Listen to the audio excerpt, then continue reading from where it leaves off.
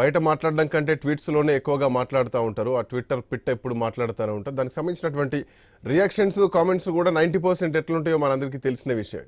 But ఈ ట్వీట్ని మీరేం చెప్తారు, ఎట్లా చూస్తారు? నమస్కారం అండి. మీ పేరు తెలియదు. శ్రీకాంత్. మీ పేరు శ్రీకాంత్ గారు. అలాగే ప్యానెల్ ఉన్నటువంటి మిత్రులందరూ కూడా శుభోదయం.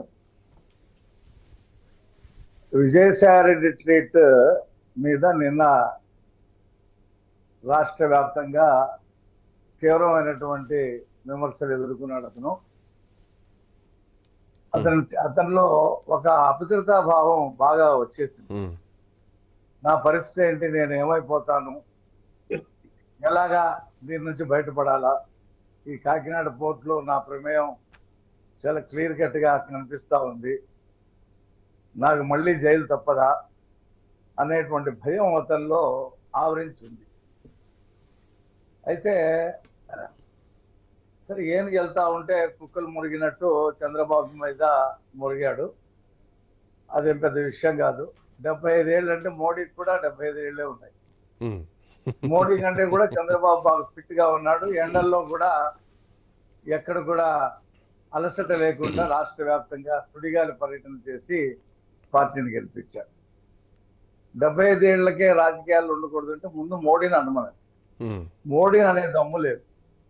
మోడీని అంటే బెయిల్ క్యాన్సిల్ కాబట్టి మోడీని అనలేడు.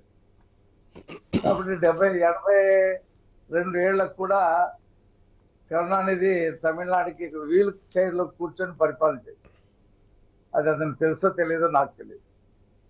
ఇకపోతే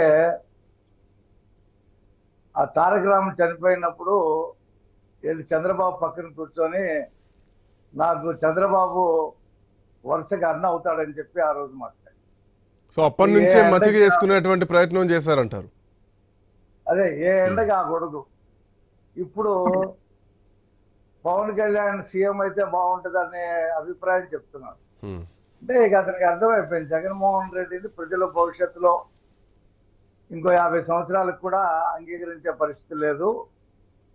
మనం పవన్ కళ్యాణ్ మచ్చి చేసుకుంటే. సో ఇక్కడ రఫీ గారు ఇక్కడ సంధి కుదుర్చుకోవడానికి చేసినటువంటి వ్యాఖ్యలు అనుకోవాలా, లేదంటే కూటమిలో కుంపటి పెట్టేటువంటి వ్యాఖ్యలు అనుకోవాలా? ఈయన కూటమిలో కుంపట్లు పెట్టడానికి ఎన్నికలకు ముందు మేము జనసేన బీజేపీ కలవకుండా ఉండటానికి శత విధాల ప్రయత్నం చేశాడు జగన్మోహన్ రెడ్డి బీజేపీ నాయకుల దగ్గర. కానీ అది కుదరలా. ప్రజలు కోరుకున్నారు, కూటమి ఏర్పడింది. కూటమి ఏర్పడిన తర్వాత అందరూ కలిసికట్టుగా పరిపాలన చేస్తున్నారు. ఈ కూటమి ఇలాగే ఉంటే భవిష్యత్తులో ఎప్పుడు కూడా మనం అధికారానికి వచ్చే పరిస్థితి లేదు. కాబట్టి పవన్ కళ్యాణ్ ఏదో ఎర్రేస్తే వస్తాడేమో అని చెప్పేసి ఏదో దాన్ని ఏమంటారు దింపుడు గాలం ఆశలు అంటారు. ఇక చనిపోయే ముందు చనిపోయే ముందు నీకేంటి కోరిక చివరిలో చెప్పరా అనే పద్ధతిలో ఇక జగన్మోహన్ రెడ్డి అధికారానికి వచ్చే పరిస్థితి కనిపించట్లా. ఏం చేయాలా ఏదో రకంగా ఇది. అయితే ఈయన చరిత్ర మొన్నటి వరకు విశాఖపట్నంలో ఆ శాంతి ఎవరైతే డిప్యూటీ కమిషనర్ ఉందో మొత్తం చూశారు. ఈయన చేసిన నిర్వాహకాలు, ఈయన చేసిన సంబంధాలు, అక్రమ సంపాదన మొత్తం రాష్ట్ర ప్రజలకు తెలిసే కదా పక్కన పెట్టింది.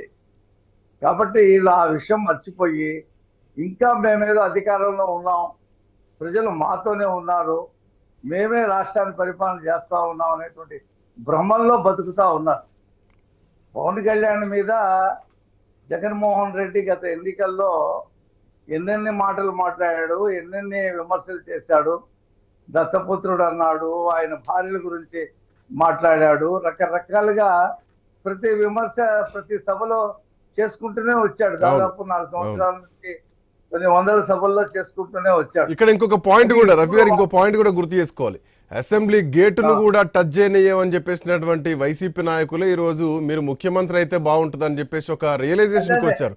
సరే కూటమిలో కుంపటి పెడతారా, అది వాళ్ళతో అయిద్దా కాదన్న విషయం అటు ఉంచితే వాళ్ళు ఇప్పుడు Jaganmohan Reddy assembly gate touch చేయలేని పరిస్థితిలో ఉన్నాడు.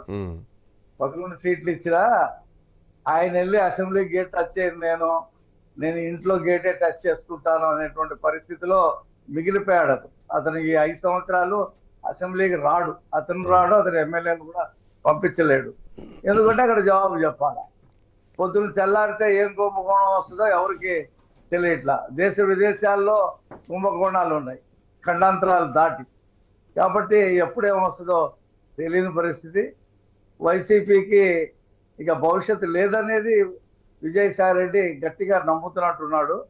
ఇక కాకపోతే ఆ పార్టీలో ఉన్నోళ్ళు ఇక అదే మాట్లాడతారు కాబట్టి ఇక మా కూటమిలో ఉన్న వాళ్ళని ఊవికి చేస్తున్నారంటే వాళ్ళ నాయకుడి మీద వాళ్ళకి నమ్మకం లేదు, వాళ్ళ పార్టీ మీద వాళ్ళకి నమ్మకం. ఎందుకంటే వాళ్ళు చేసినటువంటి అరాచకాలు ప్రజల మష్కిసంలో శాశ్వతంగా నిలిచిపోయి ఉన్నాయి.